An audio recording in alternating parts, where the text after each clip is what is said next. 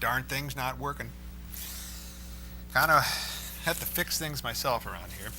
But darn, got this thing all stuck together. Let's see if I can make it work. You get popping off all the time, you know. Not like I pop off. Okay, I don't get all excited about things. And of course, how do you fix things? You know, you get this gaffer tape. That's just another fancy term for duct tape. You got this stuff. So we might not look real fancy right now, but it works. It works pretty good. At the movies with Philm, and Philm Brown here. Got a movie for you that you might find funny. You know, a lot of the films that we've watched you might find funny. I think, well, I'll take that back. I was going to say Mesa of Lost Women is pretty funny. It's got its moments, okay, but it kind of pushes them a little bit too much. Okay, you probably got some laughs out of some stuff. But this film is a horror comedy, Gorilla. It's a Ritz Brothers movie.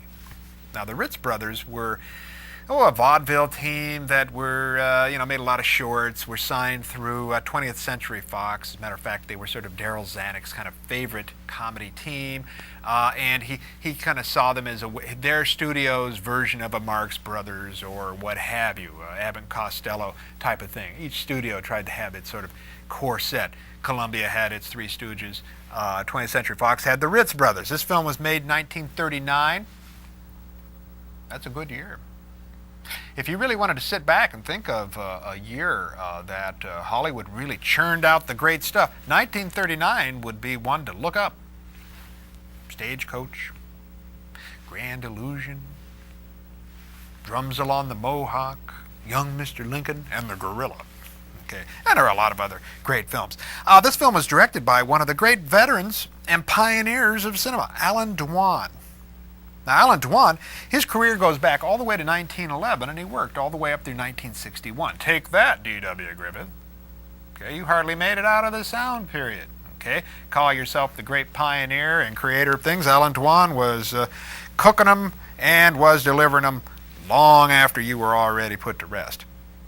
Now, Alan Dwan worked on a number of great films. He was sort of a staple filmmaker out of the 20th Century Fox group.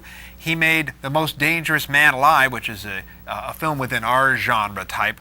Some of the ones that you might know of, Suez, for instance, Sands of Iwo Jima. Yeah, that John Wayne thing with John Agar. There's a great one. Alan Dwan did that. He also did one of my favorite westerns, Frontier Marshal. I always thought about putting a class together that dealt with films that deal with the OK Shootout. Okay, the OK Corral.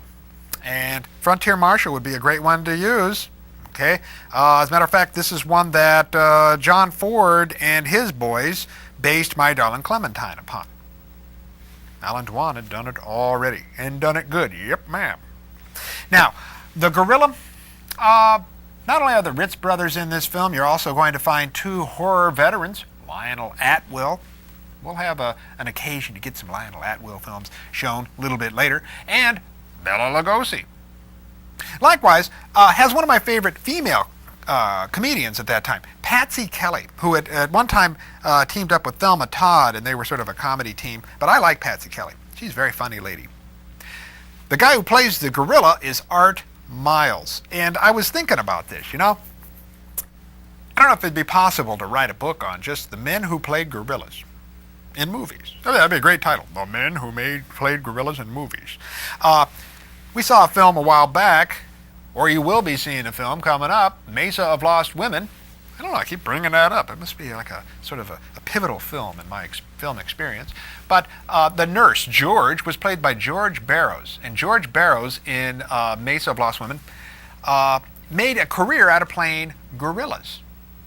Played lots of gorillas. He played the gorilla in Gorilla at Large. He played Roman, the gorilla with the deep sea diving helmet in Robot Monster. Played lots of gorillas. Well, the guy Art Miles, okay, also played gorillas. I'd like to get a job playing gorillas, okay, in movies. I think that would be a lot of fun. Okay, I think of a recent guy who played gorillas who made a career out of it to a certain extent, Rick Baker. Rick Baker played gorillas as well. Of course, we know Rick Baker as being one of the great special effects men of all time as well. But he was very good playing gorillas. He had that sympathetic eyeball thing going, okay, inside the gorilla suit. He was the gorilla in King Kong, the remake of King Kong, okay, which wasn't too good. I just saw the original a couple days ago again. Fantastic. We're going to have to show The Lost World, Smokey. That's one of our bows to O'Brien's work. Well, Gorilla, it's a fun little whodunit type of movie. It really has that Fox look, has Alan Dwan working on it. Likewise, Harry Joe Brown was the producer of it, and if you know your Westerns, later on he's going to team up with Bud Boddicker and Randolph Scott to make a whole series of very fun films. Buchanan Rides Alone, Comanche Station, and things like that. That's Harry Joe Brown. Well, Gorilla, if you got a gorilla suit at home, kind of get it on and kind of watch the film in your gorilla suit. I think that would be a very fitting thing to do. Might be a little itchy, but it's worth it. You're in character, ready to watch the gorilla. Roll 'em, Smokey. Thing held on there pretty good.